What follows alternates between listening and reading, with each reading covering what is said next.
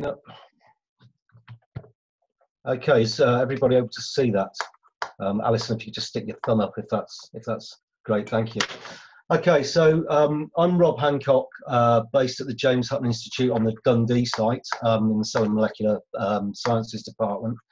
The title of the talk is Vertical Farming in Scotland, but really it's vertical farms that have been built on the James Hutton Institute and how they might ultimately interact with what we might call more conventional farming, and how perhaps vertical farming interfaces with the agricultural landscape in Scotland and what that might mean in terms of sustainability.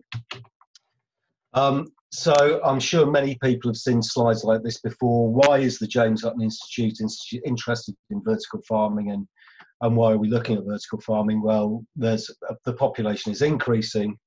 And clearly what we're needing is what we're seeing is much greater demand for food. That has implications obviously in freshwater demand and energy demand, and also clearly as we need more food to be produced, more and more land is going into food production. And that's all happening within a context of soil erosion, biodiversity loss, and many of the ecosystem services that farming is dependent upon are becoming more and more under pressure. So what we're looking for and what we need clearly are ways to produce more food or the equivalent amount of food without having the same impact on the planet. So I thought first of all what I would do is maybe explain to you what I mean by vertical farming, or what I'm going to be talking about by vertical farming. Clearly at its simplest, it really can just be an array that's set up vertically, providing nutrients to the plants, perhaps in the outdoors. And that obviously provides the opportunity to save a great deal of space. But actually what I'm going to be talking about are these more sort of indoor farms where you've got control over all of the different environmental parameters. So, you know, container farms are clearly quite a nice example of this. And this image that you see here is an image from inside a container built by Liberty Produce on the James Hutton Institute site. Obviously, these things can be scaled up quite enormously, and what I'm going to be talking about quite a lot this evening is this highly mechanised system that's been built by a company called Intelligent Growth Solutions on the James Hutton Institute site in Dundee. So if we think about where what I maybe call total environmental control farming has come from, clearly, if you look at field agriculture, it's been developed over many millennia. We've been farming for thousands of years as a species now. The environment is very much dependent upon what you're getting outdoors, and there are few controls. You can obviously do things like provide irrigation, fleecing and netting, and there are various pest and disease controls you can apply.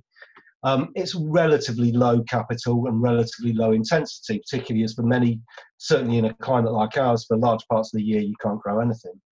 And it's very much suited to commodity crops and staples, perhaps what you might call the calorie crops that we grow. Because it's seasonal, there's a need for storage, and because you get very different environments year to year, you can get quite a lot of product variability. And then over probably the last 50 years or so, we've moved towards a sort of more protected agriculture in polytunnels and glass houses, where you start to get a great deal more environmental control. Obviously, within a polytunnel or a glass house, you have some control, or not complete control, over things like temperature and humidity. Minerals tend to be supplied through fertigation, so you've got very tight control over mineral nutrition. Because you have a more closed environment, integrated pest and disease management can be much more useful in terms of controlling pests and disease. Some glass houses will use enhanced CO2. Supplemental lighting is also quite common. And the value of these crops tends to be slightly higher. So we're talking horticultural crops, strawberries, soft fruit, even, you know, protected ornamentals, that sort of thing. We have an extended season and lower variability. But then in the last probably decade or so, this idea of indoor farming or total environmental control farming has arisen, where you have absolute control over all the environmental parameters, and that includes light. And you can control the duration of light, the intensity, and the spectrum. And often, a lot of these systems try to be pathogen-free. It's not necessarily something that they all achieve, but they try to be pathogen-free. you tend to have a high capital cost and a very high operational cost. And because of those high costs, at the moment, only certain crops are profitable, and actually probably only about 50% of indoor farms are currently profitable globally. Things like herbs and baby leaf salad seem to be profitable. Farmer crops, perhaps, although with something like pharmaceutical cannabis, for example, medicinal cannabis, whether sufficient light can be achieved indoors is questionable. And you know, the varieties that are grown indoors have not actually been bred for indoor growing. What we're finding is that people are trying to use crops that are grown for conventional farming in these systems, and they're not necessarily the best adapted crops. But you have advantages like multiple harvests throughout the year. You can match supply to demand, and there's a consistent quality. So I thought what I would do next is actually show you a video of what we like to think is Scotland's most advanced vertical farm. This is the farm in Gary, built together by Intelligent Growth Solutions. So that this structure here contains 4 growing towers accessed via an airlock, which allows them to keep pathogens and pests out. Plants are grown on these growing trays, with each tray illuminated by the tray above, and these sit into these racking systems. At the back there, you saw where the airflow comes in. These trays can be removed on an automated lift. Each tray receives fertigation, again through the lift mechanism, so each tray can receive individual fertigation. And when you want to harvest, you bring them down to this robot, and that can be taken back out of the facility. It is a really great facility to visit. They do offer open visits, I think, once a month. So if it's something you're interested in, have a look at their website and sign yourself up for a visit. So one of the features of that vertical farm, so it controls all of the environmental variables. That's the water and the nutrients are completely controlled, air temperature, humidity, CO2, and many indoor farms actually have fixed light spectra or fixed light intensities. Within the IGS farm, they have quite a sophisticated lighting system on 5 different channels, so they can control the duration, intensity, and also the spectrum of light the plant's receiving. I'll explain shortly why I think that might be useful. They've got closed loop water and air management, so that means that you know, obviously that some air has to come in and some water has to come in, but that's obviously screened and disinfected before it enters. So it excludes pests and diseases and allows them to grow pesticide free. And because that's closed loop and you're recycling the water, it's very efficient water use efficiency. And the only water leaving the facility is actually within the plants. Unlike obviously be growing outdoors, a lot of that water is going to be transpired back to the atmosphere. The airlock system again helps to exclude pest and disease. And there's control at the tray level. So what that means is that each of those trays can have different lighting, it can have different fertigation. There is some control over the temperature. It can be varied across different trays. So what that means is that you can grow multiple different crops. You don't have to be growing the same crop in one tower. But also, if you to get to your most optimized growing system, it allows you to do lots of combinations very rapidly, and to cycle those combinations to rapidly optimize the environmental variables. And obviously, it gives you this consistent guaranteed quality. And it's remote control via a web-based app. So the guys that operate this sit on their smartphones wherever and control the thing. So there's again, it prevents people going in and out of the facility, and you can pretty much grow anywhere where you can build one of these things.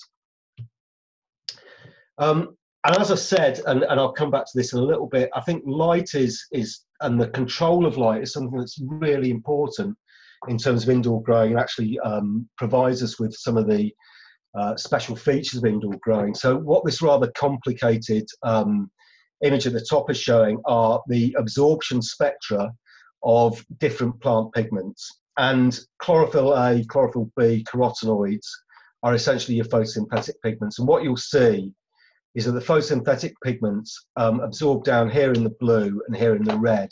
So actually a lot of indoor farms only provide light in the blue and the red end of the spectrum, because as far as these guys are concerned, the only part of the light spectrum that's important is the part that drives biomass accumulation. However, plants contain a lot of other photoreceptors, such as the photochromes and phototropins, which absorb down at the sort of UV blue end, and the phytochromes, which absorb in the far red outside of this photosynthetic spectrum. And these have big influences on how the plant behaves. Obviously, if you increase light, you can increase photosynthesis, but also these photoreceptors, although they're not driving photosynthesis, can have major influences on the growth cycle and on things like the morphology and the biochemistry of the crop. So actually, it's very important to have that flexibility around the lighting. And this is just an example. So this is some studying that tower, basil grown with either no far red, continuous, or end of day far red. You get a very different morphology to your basil crop. Now, something like this might be useful if you wanted to sell it in pots, may not be so useful if you wanted to sell it in bags. But from a grower's perspective, if this quality was acceptable, the weight of this was much greater, purely because it was stretching. It was actually contained more water than some of these other crops. And also, this far red light actually influences the chemistry. So rosmarinic acid and some of its related compounds are very important flavour compounds in basil. And under different lighting regimes, we get very different levels of these different components. So again, using light to influence quality and flavour seems to be an opportunity that you get within indoor farming. And this is just another example of red lettuce grown under different combinations of red, green and blue light. And really what this points out is if you grow it under the wrong light combination, you don't get a red lettuce, you get a green lettuce. So again, that light quality is really very important. So what are the potential environmental benefits? What's the potential impact of indoor farming? Well, you've got this water and nutrient recycling, so you get a very high efficiency in water and nutrient use. Because you've got year-round production and guaranteed, well, because you've got year-round production, so you can produce crops on a large amount of crop in a very small area.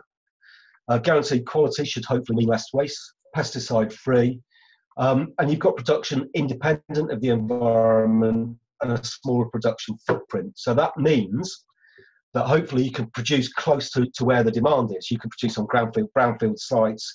You can produce also in places where currently the climate, where it's perhaps too dry or too hot or too cold, isn't suitable for crop production. Might actually allow you to produce crops there.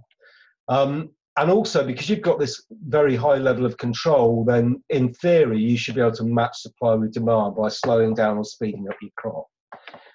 Now, obviously, there are problems. And one of the biggest problems are the energy requirements, right? So you've got the energy requirements for actually pumping things and dealing with the air. But also, if you're growing outdoors, obviously, your photons are free to drive photosynthesis. If you're growing indoors, every single photon requires an energy input. So clearly there are, and every calorie that comes out in that crop has had to be generated elsewhere, converted into photons with a loss of efficiency, which is then converted into biomass with a further loss of efficiency. So a lot of energy needs to go in to produce biomass. And because generally people are using fertigation and mineral fertigation that's dependent on finite resources. These things could perhaps be mitigated. Obviously, if you're using renewables to power the thing, then the energy requirements are less of an issue. And we've had a lot of interest from the Highlands and Islands Enterprise and also Orkney Council, because they have a surfeit of renewable energy, which they cannot export because the infrastructure to export it down to the central belt where it's used is not there. So they're looking at using that energy potentially for indoor growing. And as more and more of the grid becomes dependent upon renewable energy, there is the capacity to actually flex with the grid. So when there's a surplus of energy, that energy could be used. When that energy is more in demand, you could not use it. And there's a whole opportunity, I think, about breeding these crops for light efficiency. Outdoors, plants spend a lot of energy dissipating excess light, dealing with a variable light environment. in an indoor environment where you can control the light, I think there are real opportunities to actually make that whole photosynthetic process much more efficient. And then this is perhaps a bit more difficult, but again, breeding for nutrient use efficiency. Certainly in soil, there's some evidence that rhizobial bacteria can help uptake. Whether that's the same in a fertigated crop is unknown, and perhaps in the future, we could maybe start to recover minerals like phosphorus from sewage and find other ways of actually fertigating. I think another key opportunity here, and where we need to start thinking a bit more broadly, is actually about integrating vertical or indoor and conventional agriculture. So we've recently put in a proposal with Intelligent Growth Solutions and Berry Gardens, who are one of the biggest UK suppliers of soft fruit, about to propagate strawberry plantlets within indoor towers. Strawberry growers, through an extended season, bring in propagules each year, which are then cropped in tunnels. And there are a lot of issues around pest and disease in those, and supply, particularly with us dropping out of Europe. And we think that by producing propagules indoors, we can produce a better plant, so that when it goes into polytunnels, that plant should then give a higher yield and give greater efficiency, because you've got much better starting material. We've also looked at similar programs for seed potato production and brassica propagation. I think I'm going to skip through a few slides because I'm aware of the time. And ultimately, what this has got us thinking about is this idea of using some of these technologies for indoor farming, to develop this idea of the Advanced Plant Growth Centre at the James Hutton Institute. And we want to use these sort of technologies to allow us to develop the underpinning science for new crop varieties that can actually be more resilient in the face of climate change. We received a 27 million capital investment from the Tay Cities deal. These are the sorts of questions that we want to try to address. So by using very highly controlled environments, that will allow us ultimately to replicate current and future global climates, and allow us to, in a very controlled way, try to answer some of these questions about how climate change is going to influence productivity, and allow us to get to the genes which might underpin greater resilience, and various other opportunities. I think I'll skip through that slide.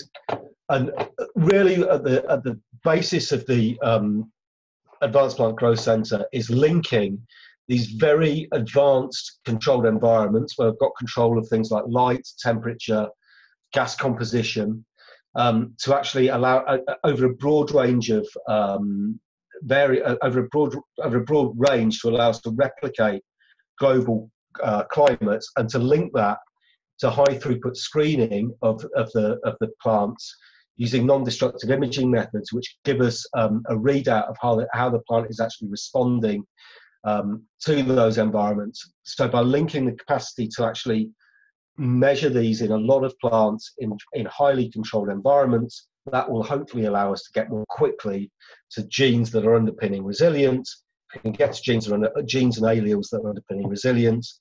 We can hopefully start to identify molecular markers which should accelerate breeding for more resilient crops for what we might call conventional agriculture. I'll skip through these as well because I've gone on far too long, and I will just leave you with that slide that contains a few websites and my email address that you might wish to visit. And thank you for listening.